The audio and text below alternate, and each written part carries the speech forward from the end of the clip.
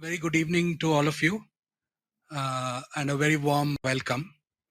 Let me at the outset welcome the chief guest of today's function, Mr. Sudesh Pai. Thank you very much, Mr. Pai, being with us. He holds a special place in the scheme of things today because besides being a very distinguished lawyer, he specializes in constitutional law. And one of the dominant themes of the Public Affairs Index 2022 is the basis that the Constitution provides for development action by the states. I also want to welcome Dr. A. Ravindra, Chairman of the Public Affairs Center, who has been a guiding force in this journey of the Public Affairs Index 2022. Like Nidhi said, we are all very enthused today because it's after a long gap of 2 years that we're actually having a face-to-face meeting and the launch of the 7th edition of the Public Affairs Index. The last 2 years, we had to do a virtual launch because of COVID-19.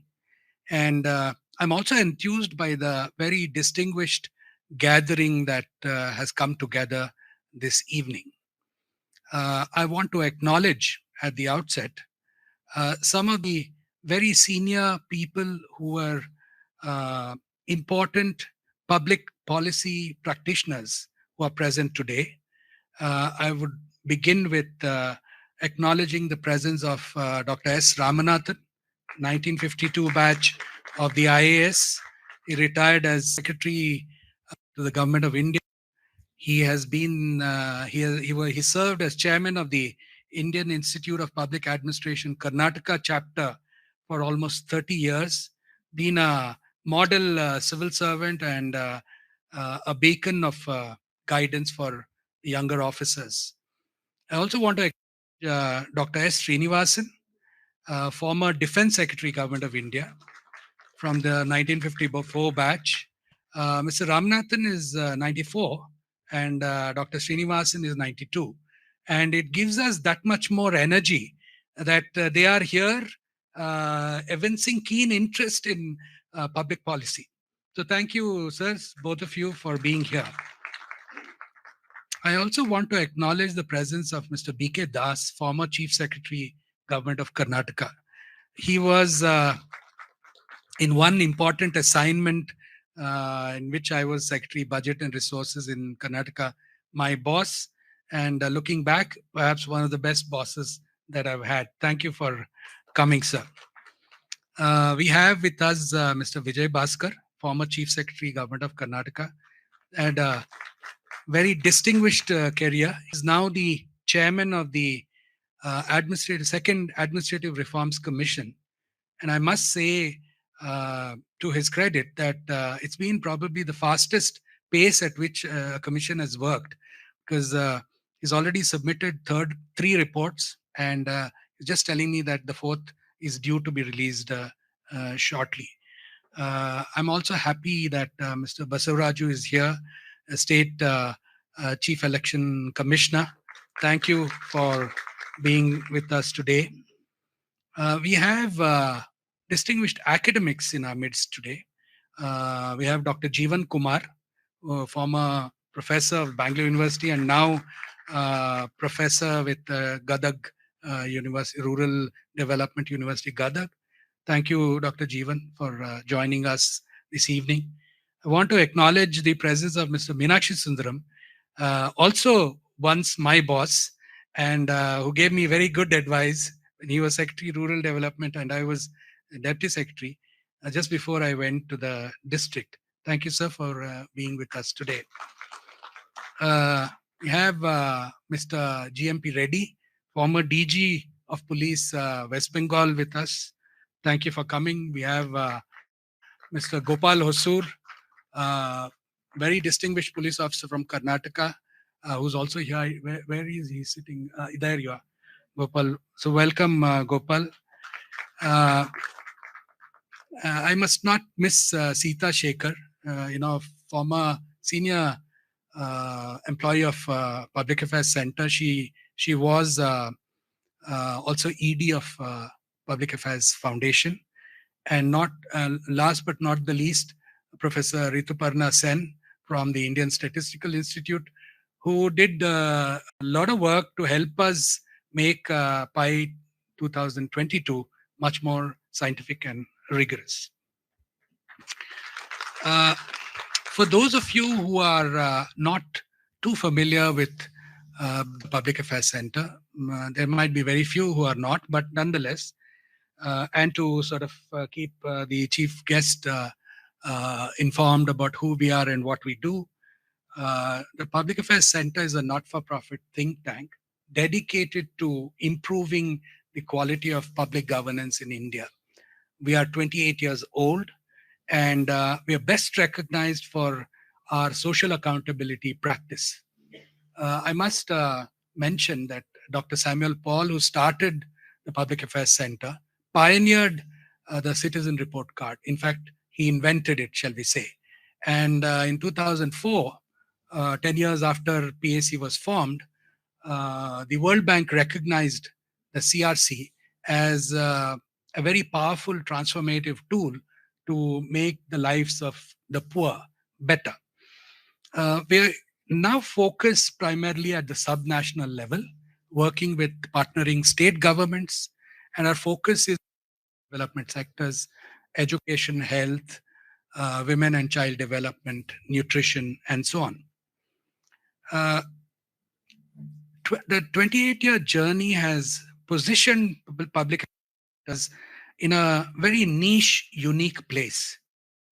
Today, perhaps the only institution of its kind in that combines domain action research and the application of data science to public governance.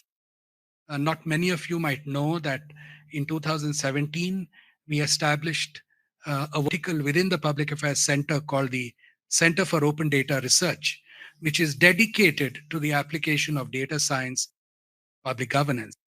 And when Mr. Vijay Bhaskar was Chief Secretary, we actually concluded a knowledge partnership with the government of Karnataka to help apply data science in some of the key departments. So in the past 28 years, PAC has carved a niche for itself for integrity, transparency, and public good. PAC has earned the trust of the public and the governments alike. And this is a legacy that we seek to fiercely protect and build upon. Let me say a few words about the Public Affairs Index 2022.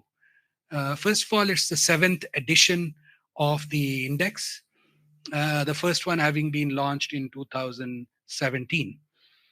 If there's just one feature of the Public Affairs Index 2022 that I might highlight, it is that the model that the PAC has developed generates the values, the weights, and the ranks, thus eliminating all subjectivity.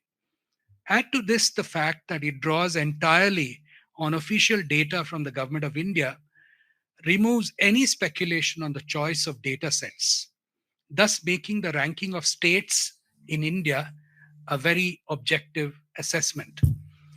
The PAI 2022 that we are releasing today seeks to demonstrate two important empirical facts. First, that the quality of governance shapes development outcomes in substantive ways. Second, that human development by its intrinsic quality rests on the idea of justice, social, economic, and political. The organic unit of this trinity, as you will see, is at the heart of the findings of the Public Affairs Index 2022. We made a paradigm shift this year in the Public Affairs Index. From 2019, for 3 years consecutively, we had adopted the Sustainable Development Goals framework of growth, equity, and sustainability as the pillars for the framework for the Public Affairs Index. This year we thought having completed 75 years of freedom is an important milestone in our country's history. And as a country, India has much to be proud of. In great measure, the success that we have achieved, the progress that we have made, has been possible because of the vision for action contained in the Constitution of India. I will not dwell too much on this because my colleague who leads the PAI team will be making a presentation on this. Suffice to say that while we have achieved a great deal, much remains to be done. The fundamental challenge staring us in the face, I think, is the growing inequality in different regions of the country. Against this background, the objective of the Public Affairs Index 2022 is twofold. First, we try to show why public policy at the state level must focus primarily on human development, that is, education, health, and livelihoods, and why it matters in our endeavor towards a just society. The recommendations that flow from the Public Affairs Index 2022 serve as useful pointers for policy interventions that are geography specific for the states of India. Second, the Public Affairs Index 2022 investigates what explains the divergent trends in inequality and development across the states of India, with a particular focus on its impact on the disadvantaged and vulnerable populations. Finally, Public Affairs Index 2022 provides individual state fact sheets that contain recommendations for interventions that are context specific and resource sensitive. So let me conclude by asking the question, what work does the Public Affairs Index 2022 do? In practice, in terms of the action that it might help direct, what it does is it will enable all of us know that states function in resource constrained environments. There are conflicting demands on resources, whether or human resources. And therefore, the state fact sheets and the analysis of Public Affairs Index 2022 enable states to what I would describe as the ability to prioritize expenditure, to optimize solutions, and to engage in community, engage the community to participate in the development process, such that we, from a supply-driven development paradigm, we move towards a demand-driven development paradigm. So therefore, Public Affairs Center presents to all of you the Public Affairs Index 2022 with a deep sense of epistemic humility, in the hope that what is contained as the findings and recommendations of this report will help the states to perform better in the forthcoming years. Thank you very much for being here today.